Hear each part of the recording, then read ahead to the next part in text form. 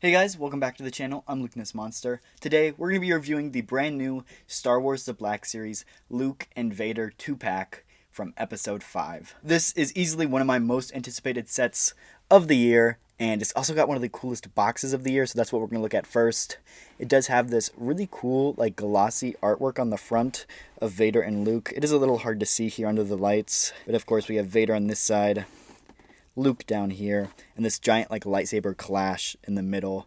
Very, very nice. I do really like the Empire Strikes Back blue. It really suits this box pretty well. Of course, we have the Darth Vader mural artwork on this side, looking great. And on the other side, we have the Empire Strikes Back Luke, which also looks phenomenal. Around to the back, we do have a little bit of a diagram of what this set actually looks like in the box, because there's no window. You can't actually see inside of it. And so this does give a nice look at what's actually in the box. And then, of course, we also do have the bio, which you can pause and read. But yeah, other than that, there's not a whole lot going on with the box. Let's go ahead and crack this guy open. Alrighty, so we got this set out of the box, and I gotta say, this thing is looking so freaking cool. This one was one of my most anticipated sets going into the end of the year here, because it's based off of my favorite scene in all of Star Wars. Obviously, the Bespin Duel, where Vader reveals he is Luke's father. It is the most iconic scene in all of Star Wars, and now we finally have this huge diorama to go with it. And honestly, this thing pretty much hits all of the marks, and it easily lives up to my expectations because it is absolutely phenomenal. As you can see here, it is pretty large, and I will do a little bit of a size comparison to some other stuff here that we have in the Black Series, just to kind of show you how large it is, because it might not look that big on camera, but compared to some other stuff, it is pretty big. And of course, we are going to go over both of these figures to really show how huge of an upgrade both of these figures are in the line.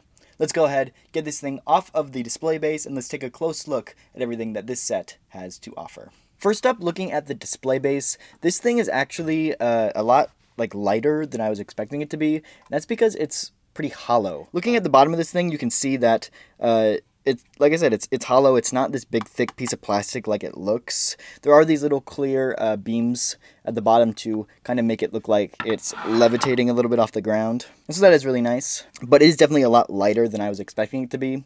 And that's definitely the case compared to the Anakin Obi-Wan set. Because that thing, it's big, it's thick, it's got detail on the bottom.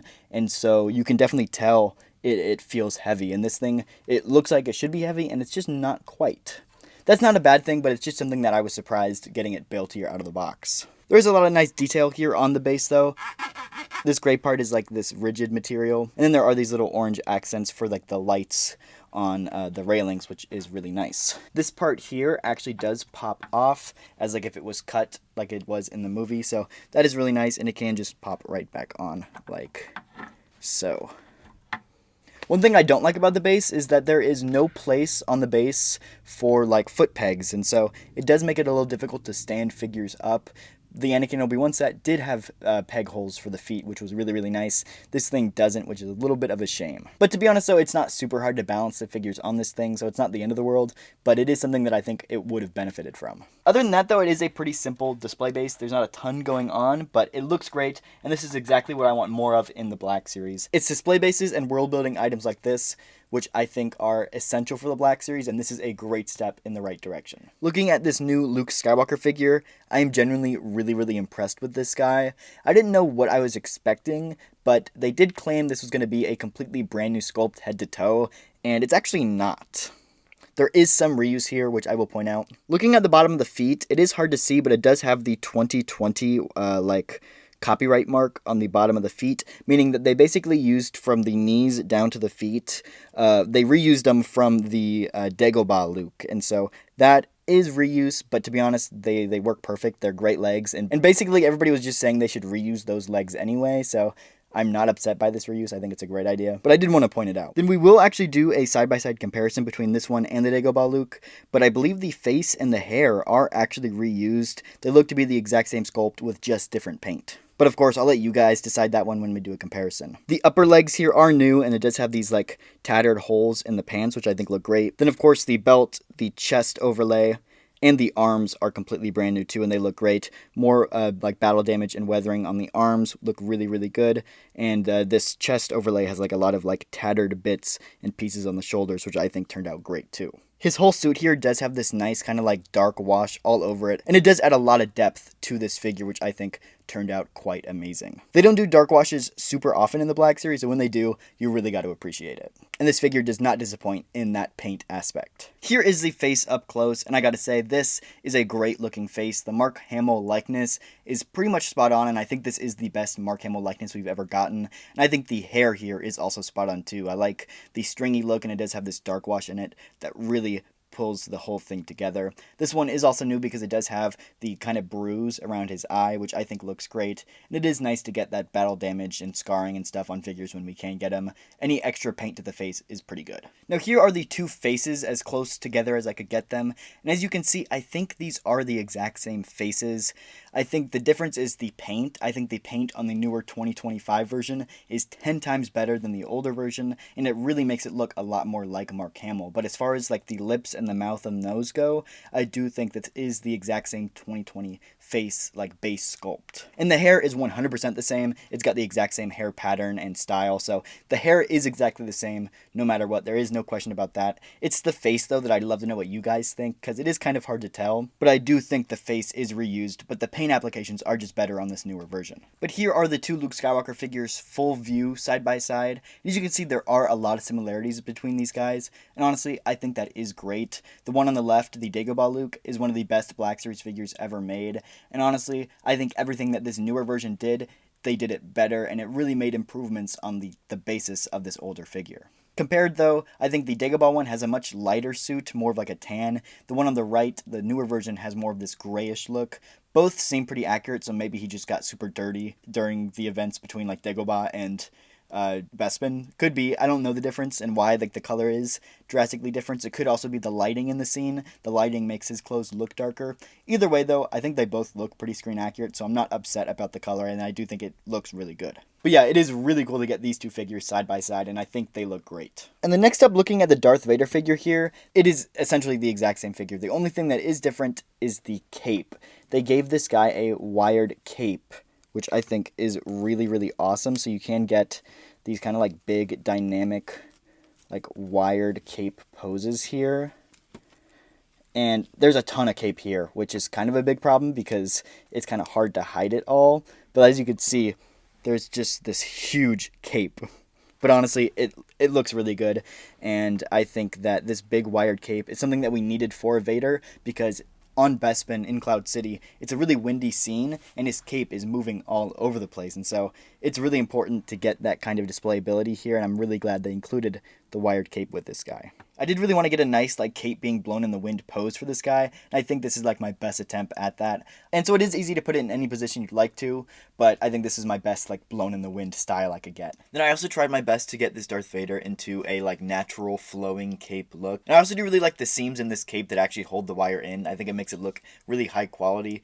But with this wire in, it actually makes it kind of hard to get it in a more natural looking pose. I'm sure you can do it with like a lot of work, but there's just like a big bunch in the back from trying to get like this just excess cape hidden, and it does make it a little bit more difficult to get a more natural flowing cape look rather than like blowing in the wind. Regardless though, he looks great, and I'm really happy with this wired cape. Next up we have Articulation, and I'm actually not going to go over Vader's Articulation because it's the exact same Empire Strikes Back figure that we've gotten so many times before, so we've already gone over the Articulation several times on the channel. But we are going to be going over this brand new Luke Skywalker's Articulation. Looking at the head, he does have a ball joint at the top of the head, so tons of range of motion there, as well as the bottom of the neck, so great articulation for the head and neck. Looking at the shoulders, he can get up into a T-pose, and the arms can go all the way around. He does have butterfly joints in there. They are a little hard to see, but they actually get great range of motion, which I'm really impressed with. I was really concerned this rubber overlay for the chest was going to get in the way, but it generally doesn't. You can get him into two-handed lightsaber wielding poses very, very easily, which is really nice. Looking at the elbows, he does get well past 90 degrees, which is nice. Then he does have a horizontal hinge on the left wrist and a vertical hinge on the right wrist. Kind of disappointed there weren't ball jointed wrists for this guy, but it is okay. Looking at the waist, he does have a ball joint at the waist. No thigh cuts at the legs, but you do have those extended hip joints. He can kick up very far, and of course he can get into a pretty good splits. Looking at the knees, he does get past 90. No boot swivel, unfortunately, but he does have pivots and rockers. For comparisons, we do have the old Bespin Luke on the left, and we have the Snowspeeder Luke on the right. I gotta say, just between the old Bespin and the new Bespin Luke, it is night and day difference. The one on the left looks like a toy. It looks like a, I guess 10 or 12-year-old figure now, and you can definitely tell. The one in the middle is upgraded in every single aspect. The sculpting, the paint, the face, the weathering, the articulation, literally every single thing about this new one is 10 times better. And then we also have the Snowspeeder Luke on the right. That one is looking great as well. It's just one of the best Black Series Lukes ever made, and I wanted to compare it next to this Bespin Luke because both of them are really, really good, and I think they're looking great together. As far as Empire Strikes Back Luke Skywalkers go, they are the best in the line. Then we also have the Hoth, Han, and Leia for comparison as well. Now, obviously, the Bespin and the Hoth outfits don't mix super well, but I just wanted to get a good size comparison between the three, and they're all looking pretty good. Here is a side-by-side comparison of the Empire Strikes Back Vaders that we have in the line, though, and while these are the exact same base figure, you can definitely tell how much of a difference the wired cape makes. It generally adds so much poseability and displayability to the figure. It generally looks like this Vader is standing in the wind, while the one on the left, the cape is big and bulky and it's not tailored very well, and so it just looks kind of out of place. The ability of actually posing the cape adds so much to this new Vader figure, and it is genuinely a huge upgrade. Here we have the two figures on the display base, and they're looking great. I do really love the lightsaber clash effect that comes with this set. That's something they did with the Anakin and Obi-Wan set, and it's great. I really like them for these dual sets. It adds another level of displayability to these figures. I think they fit great on the display base. I think some people have been saying that it's too small, but I think it's pretty perfectly sized. It looks great with these two figures. And yeah, overall, this is just a dream Black Series set for me. I generally cannot have asked for anything better. It 100% blew away my expectations. I did want to give you guys a little bit of a size comparison. These two sets with the Anakin and Obi-Wan set on the right and the Luke and Vader set on the left, they are very, very similar in size. As far as the total amount of space taken up on your shelf, they're going to be close to the same. I think the Anakin and Obi-Wan set looks a little bit smaller in width, but as far as it actually goes, it's heavier, it's denser, it's got that really thick lava base underneath, and so as far as quality goes, they both feel really good quality. And all in all, this is exactly what I want to see from Black Series, is more diorama bases like this as far as duels go. It's really cool, and I want to see more of this in the line. I think it's diorama bases like this that makes the Black Series 3D printing community so big. People like Lanespeeder Luke sell a lot of these diorama bases. And I think if Hasbro was smart, they would venture into more diorama bases like this. But yeah, overall, I absolutely love this set. It could not have turned out any better. I think the brand new Black Series Luke is a huge upgrade, bunch of brand new sculpting, and it genuinely might be one of the best Black Series figures ever made. The new Vader has that wired cape, which is phenomenal, and that display base is everything I could have asked for. I generally wouldn't change a thing. The only thing I might change is add some swappable hands for Luke and Vader, but other than that, it is near perfect. Especially for the price. I want to say this thing was $60 or $70. So 2 figures and this display base for that price is a great deal. It's generally one of the best values I've ever seen for a Black Series 2-pack like this. Anyway guys, that is going to do it for this video. So if you did enjoy, hit the like button, subscribe, and let me know down in the comments below. Do you guys like this set? Did you order it? Or do you plan on picking it up? Thank you guys so much for watching, and I'll see y'all in the next one.